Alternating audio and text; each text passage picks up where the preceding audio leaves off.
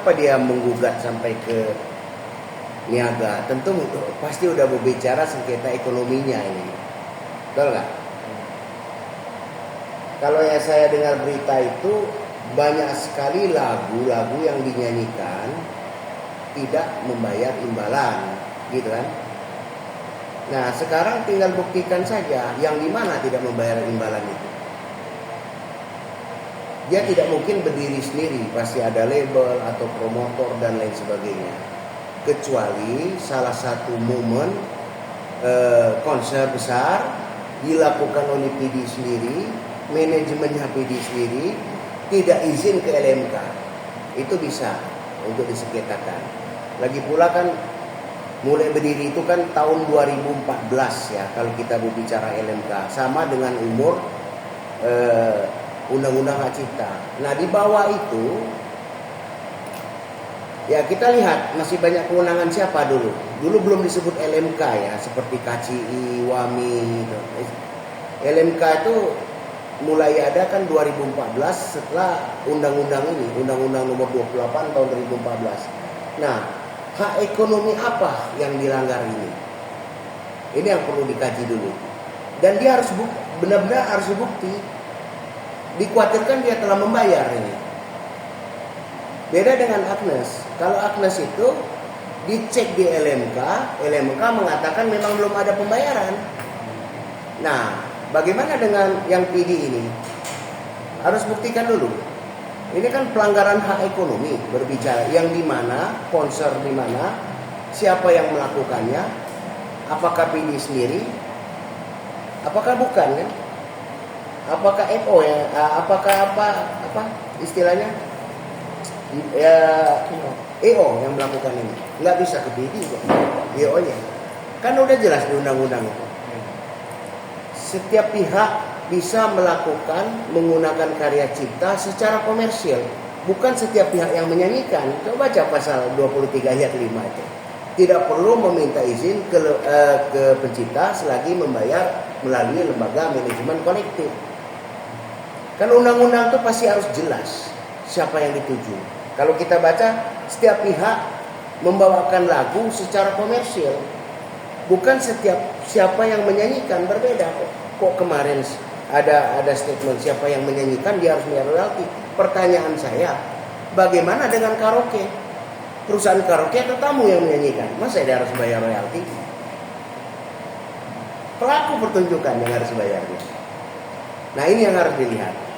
Apakah pelaku pertunjukan yang tidak bayar atau siapa? Apakah ini ada pelanggaran HAM moral? Seharusnya dilihat dari kontrak pertama pada saat lagu ini akan dinyanyikan oleh beliau ini.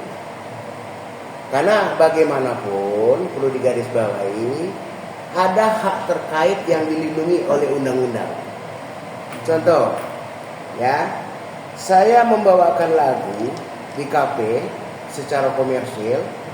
Saya sudah membayar atau pelaku pertunjukan sudah membayar ke LMK, maka saya juga dilindungi atas hak saya sebagai pelaku pertunjukan. Jadi lihat dulu apakah ini pelanggaran hak cipta murni atau tidak. Nah, yang mana yang harus dilihat ini? Yang harus ditanyakan ke saya seharusnya. Yes. Pelanggaran yang di mana ini? Itu yang harus ditanyakan ini. Karena ada hak terkait. Jadi penyanyi itu juga dilindungi hak terkaitnya. Kan waktu pertama itu memang waktu dia muncul sebagai penyanyi, kalau tidak salah memang lagu ini yang dipakai ya. Iya. Tentu dia sudah terikat dengan hak terkait.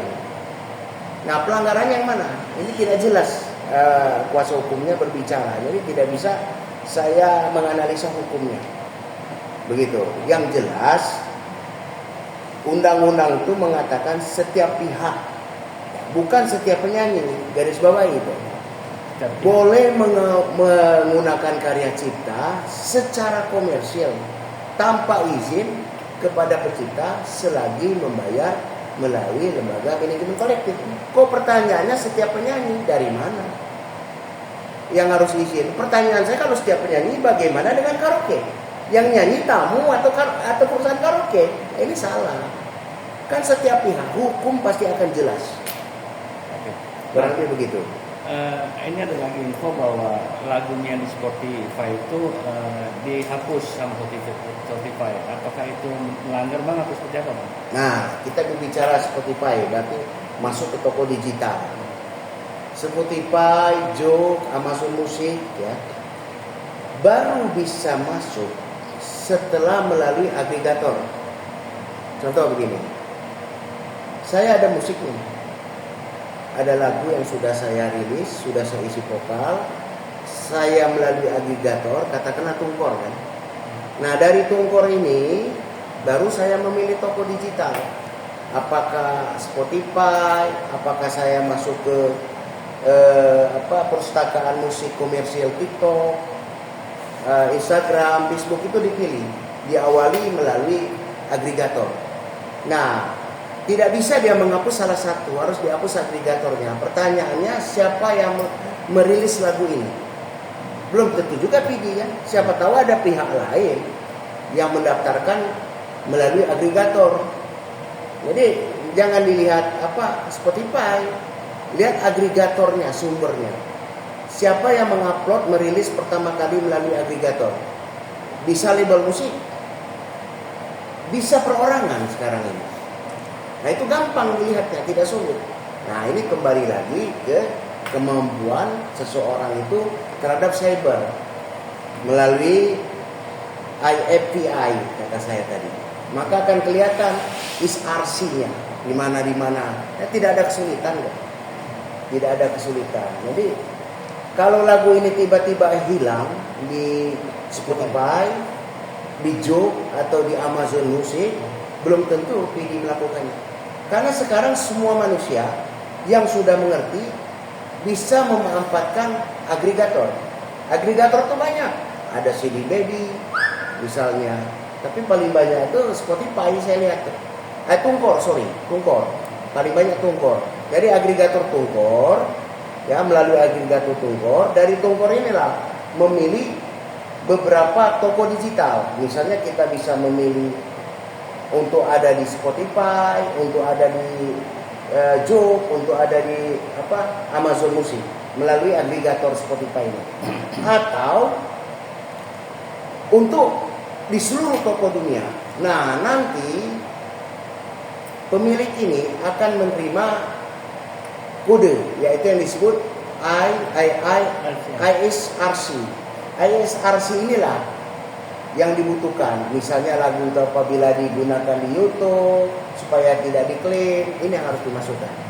Tapi Bang, dari pengacara sendiri bilang bahwa itu sengaja ditutup dulu supaya jangan nanti berkepanjangan Bang, katanya gitu dari pengacara bilang itu. Jadi gimana tuh Bang? Ya tidak boleh lah.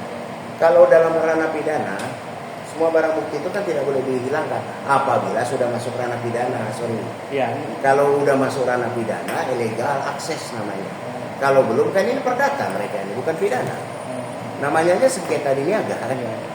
Nah, pertanyaan saya, kita jangan serta-merta yang menutup di Spotify ini adalah pihak ini. Karena saat ini siapapun bisa memasukkan lagu di musik digital melalui agregator. Gitu. Belum tentu itu. Ada saran Bang buat video sendiri Bang? Ya, saran saya yang lebih tahu permasalahan hukum itu kan dirinya sendiri. Apakah pernah melakukan satu konser yang mengabaikan hak ekonomi? Yang lebih tahu menjawab dia sebenarnya.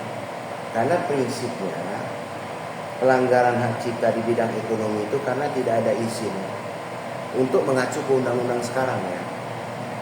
Dalam konser itu di undang-undang ini tidak perlu meminta izin kepada pencipta kata saya. Selagi membayar imbalan melalui lembaga manajemen kolektif. Nah seharusnya permasalahan tahun ke tahun itu harus sinergi kerjasama dengan LMK. Mana yang terdata, mana yang tidak. Itu kan, baru ketahuan kan permasalahannya di mana. Tidak bisa menerka-nerka. Nah kalau masalah Spotify yang lagi diramaikan ini, ya nggak bisa jadi jaminan untuk menuduh satu orang, karena siapapun bisa memasukkan lagu ke Spotify melalui agregator kata saya. Siapapun bisa, dengan merubah sedikit saja. Misal di aransemen ulang, itu udah bisa tayang itu di toko digital. Karena dia begitu. Siap. Mari Bang. Ada dulu 10.